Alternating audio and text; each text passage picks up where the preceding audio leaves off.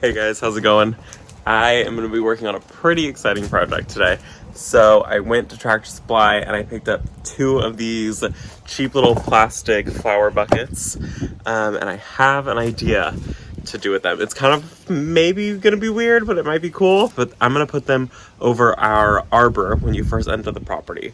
And I'm going to grow some proven winners plants in there. I picked up 4 of these are the Supertunia Vista Silverberry petunias. So I picked up 4 of these guys and I really like them. They have, let me turn the camera around. So they're this white with this like pink in the throats, and they have this like white silvery effect to them. So I picked up 4 of these. These are the Supertunia Vista Silverberries. They were they were $6.48. I got these from Home Depot, and I mean, that's gonna be so pretty. Okay, I just choked on my own spit, so my eyes are a little bit red. But this plant, it's a annual, except for in zones 10 and 11. We're in a zone 9, and some years when we don't get super cold, I can get it to winter over if I just put a frost cloth on nights that are below 32 degrees. So this thing wants as much sun as you can give it, and the area that I'm going to plant them, it's going to get sun from dawn to dusk. This thing is just going to be full sun, and that's when it's going to be the happiest and perform the best. I will also make sure to give it a lot of fertilizer, and fertilizing once a week. They say to do it every 3rd watering, but here in my zone, in California at least, I have to water twice a day. Our drip irrigation goes off for 15 minutes in the morning, and then it goes off for 15 minutes at night. So that would literally mean that I'm watering every other day, and that's just not realistic. So once a week, these will get water, or these will get fertilizer once a week. Full sun, 18 to 24 inches tall and wide, and it has like a mounding, trailing habit to it. So it'll get like a mound and then it'll trail. So I'm gonna grow it on top of our arbor and have it fill up on top of that and then trail down. Oh my gosh, the train's coming.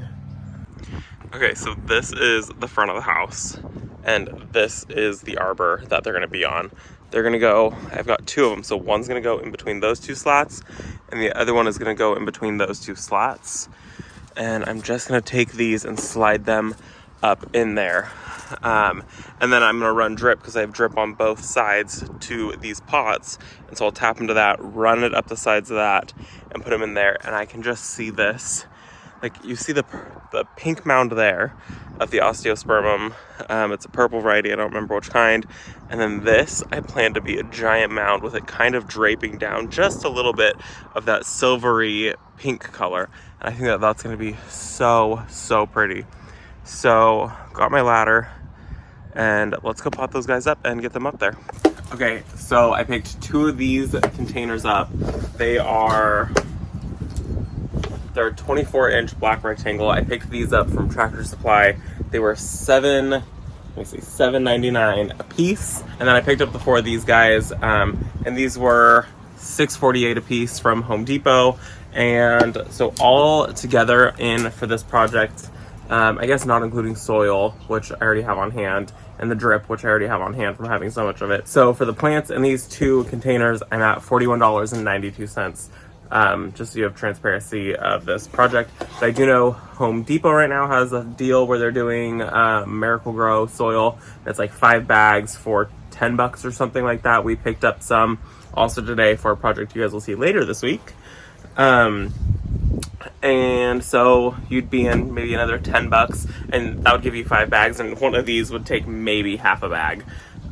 So I'm gonna do 2 of these on either end, and it's gonna look a little sparse because there's not gonna be anything in the middle, but you're not gonna see it because it's gonna be up like 6 feet in the air, maybe actually like 7 feet up in the air. So they're gonna look almost invisible, and there's not gonna be much to be able to be seen right now. Let's just get these plants in the container. Let me show you also, I'm not gonna be adding extra drainage to these because I want it to retain as much moisture as possible. But there is a drain plug that I just popped out. So it's just got the 1 hole right here. I thought about going in and adding more, but I do want this to be able to retain as much moisture because they're going to be up so high. All the water is just going to wick away pretty quick as it is, and we get really hot. And these are pretty thirsty plants, especially for how big they get. So 2 of them in here, honestly, they'll probably be extremely root bound by the end of the season. 2 of them in one of these is overkill.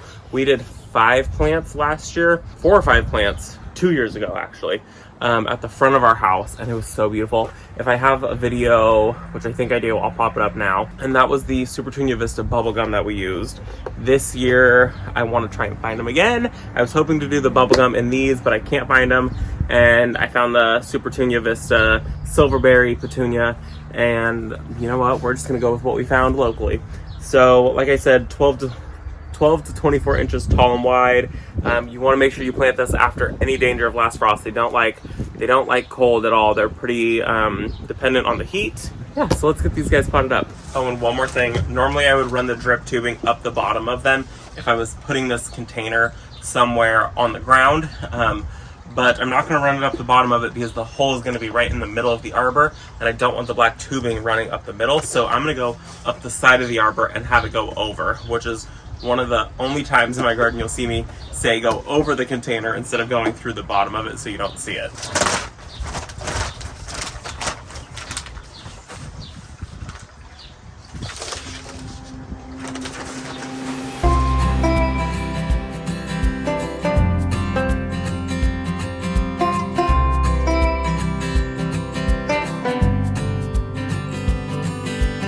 I'm going to go in with a little bit of starter fertilizer. This is just the Espoma Biotone.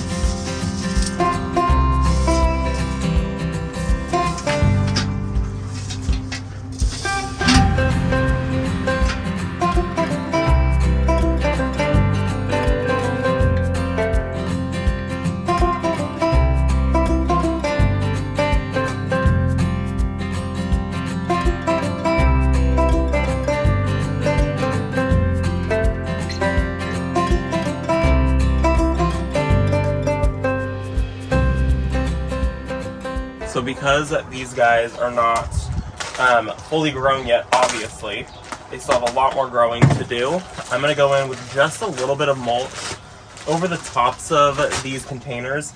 We're already having pretty hot days, and I don't want them to dry out super fast. So I'm going to go in with just a little bit of mulch over the top, and that'll help prevent the soil from drying out really fast until these guys are able to cover it up and basically be their own mulch.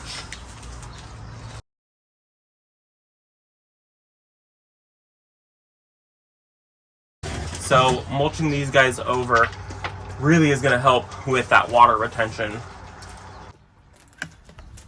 So last thing I'm going to do is once a week I'm going to go in with this. This is the Proven This is the Proven Winners water soluble plant food, and I use a ton of this last year, and it was really good. It comes in bags, and I just empty it into the bucket, and it comes with a little measuring stick. So you just mix 1 tablespoon, which is this little measuring guy right here.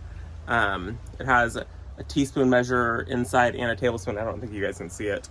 But teaspoon, tablespoon, and you're gonna do 1 tablespoon of this per 1 gallon of water. If you're mixing it, you wanna use it. You don't wanna like mix it up, mix a whole bunch of it and just let it sit. So I've got one of these guys, and I have my watering can, and I'm gonna pop this just in there. I'm gonna fill up about 1 gallon of water into this, and I'm gonna water those guys in once I put them up on the top of the arbor. Then I will go ahead and water those in. But that way they've got a slow release fertilizer, and then they have a quick boost of fertilizer also. This stuff is recommended that you water every 3rd watering. There's a nice, I'm sorry, okay, mine's really dirty. I use it all the time.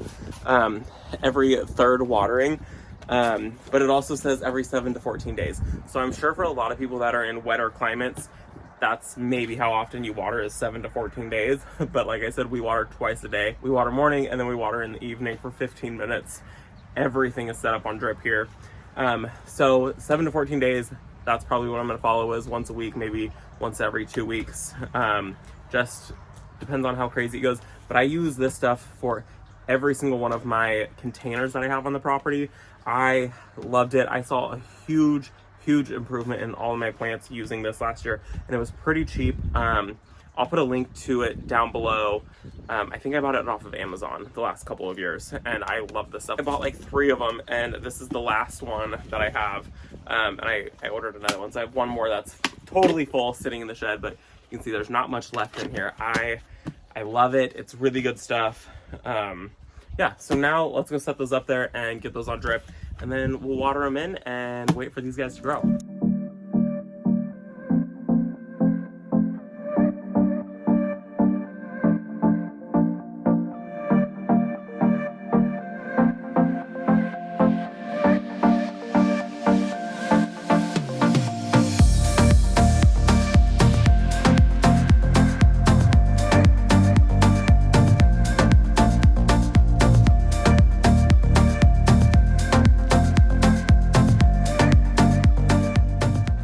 Okay, so what I've done is I've measured out with my black poly. This is the 1/4 inch tubing, and I connected it to my 1/2 inch. So from that, I haven't quite measured it exactly. This is a rough. I then am using some brown poly, and this has drip emitters every 6 inches, and I believe that this is 1/2 gallon per hour. And at the very end of it, I just added another 1/2 gallon emitter, so that way the water wouldn't just flow out of it.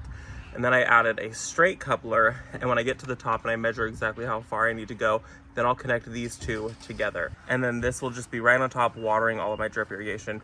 And I'm gonna do the same thing for the other side, but once I get to the top and I get it exactly where I want it, I'll cut this to the length that it needs to be cut and then attach this.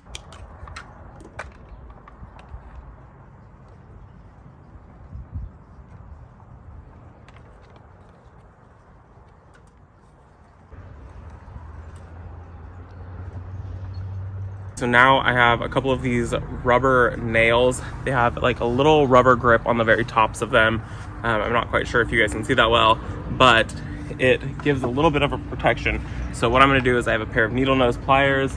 I'm gonna go through and put this just like that and hammer this in, and that'll hold the drip tubing exactly where I want it. So it's not super tight, so it's still able to move, but it is nice and tight, so it's not gonna go anywhere. And then I'm gonna do the same thing just right at the bottom.